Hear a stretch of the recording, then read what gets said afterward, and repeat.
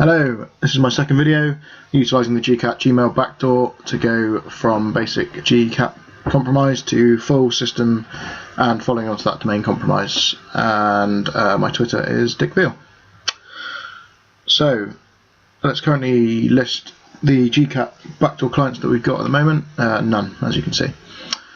So this is my VMware environment, Windows 7 client, Windows 2003 domain server. Just going to kill off the payload that's currently running that I've just been testing with, and let's fire it up again and get it connecting in. So you could have socially engineered it, a user into running this payload, and obviously it's not picked up by antivirus as McAfee is running on that box, and there you go, we now have our Windows 7 client connected in to our gcat. So let's grab a bit more information about this client. There you go, you can see that Task Manager is running on the box and there's a CMD window open. Okay, what we want to do now is try and find out what users actually logged on, because then we can start doing some file uploads. We might be able to get an idea of what directories we can write to and things like that. So we're just going to run basic echo username. And as before, you submit the command using the CMD, and then it sends it off to Gmail, and then you use the job ID to actually get the results. So there you go, we're currently logged in as user.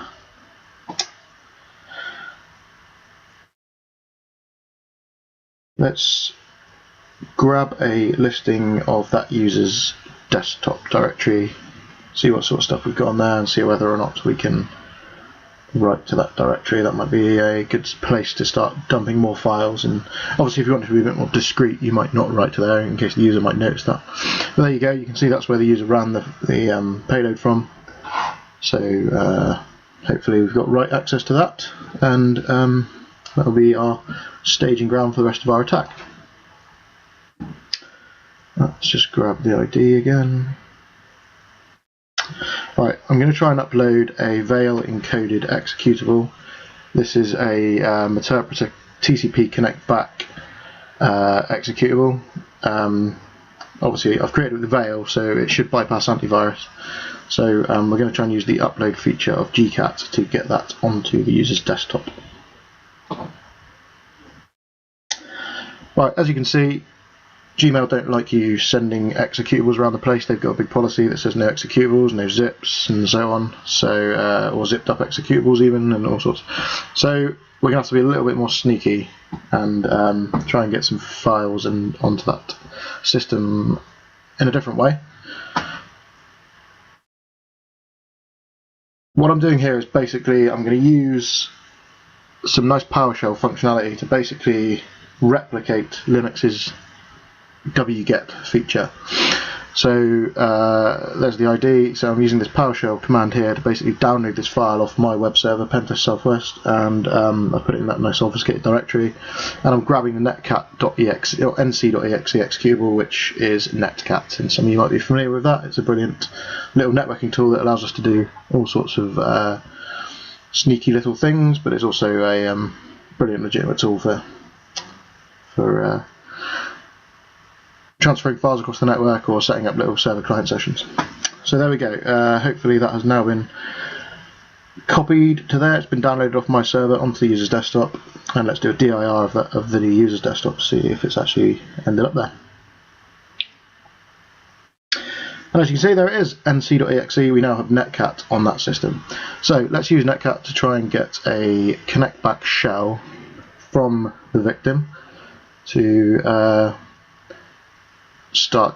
Then we can start, we'll have an interactive session. It's going to be faster than working with gcat.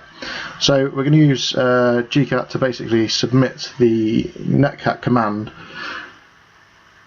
with, and pass it the cmd.exe executable, which would fire it back to our netcat listener, and hopefully we'll get a nice reverse cmd.exe session.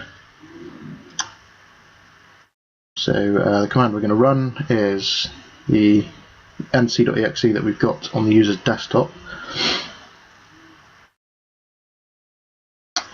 We need to pass it in. I'm I'm cheating a little bit here. I'm using my Kali box that's actually on the same network as this Windows host, but this would work just as well if you were firing it to a system on the internet, which I have tested. I have done that. It works fine. I can pass that shell back off to the internet. So here, because this is a non-interactive command, I can just fire it off, and there we go. So it took a little bit of time, but there we go. We now have a connect back shell on that box, fully interactive, and that's all we need. Right, so let's utilize that shell that we have to start getting some more files onto that system that could hopefully lead to a bit more of a comprehensive compromise. And of course, the tool of choice is Metasploit's meterpreter payload, and if I can get a nice interactive meterpreter session, then we're pretty much 90% of the way to full compromise of this environment.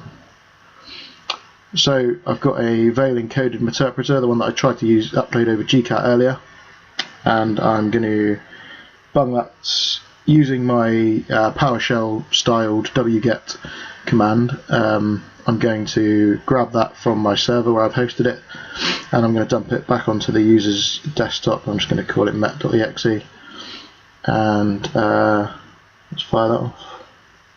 Oh, I've just realised I've typoed there. I've grabbed too much of my full path. Obviously, I haven't put that path onto my web server, so let me just correct that.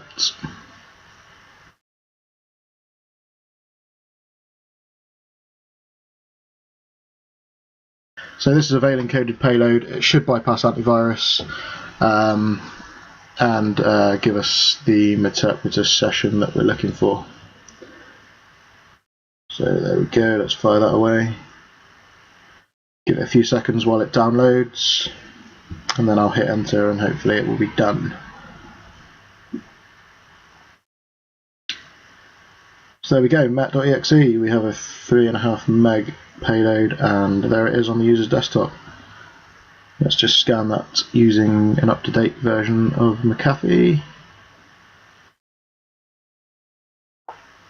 There you go, scanned, no detections. Beautiful. Thank you, Veil. Right, what we need to do now is fire up Metasploit. We're going to get the MSF console up and running and use our good old friend the exploit handler with the TCP connect back payload. I'm going to use the start command over here to actually execute met.exe. I'm not going to run it yet, I'm just going to have that sat there ready for once I've got my handler ready. The start command should make it run a little bit better than just trying to call it directly. So we're using exploit multi-handler as usual for your meterpreter sessions, and the payload that I encoded using Veil is Windows meterpreter reverse TCP. So there we go.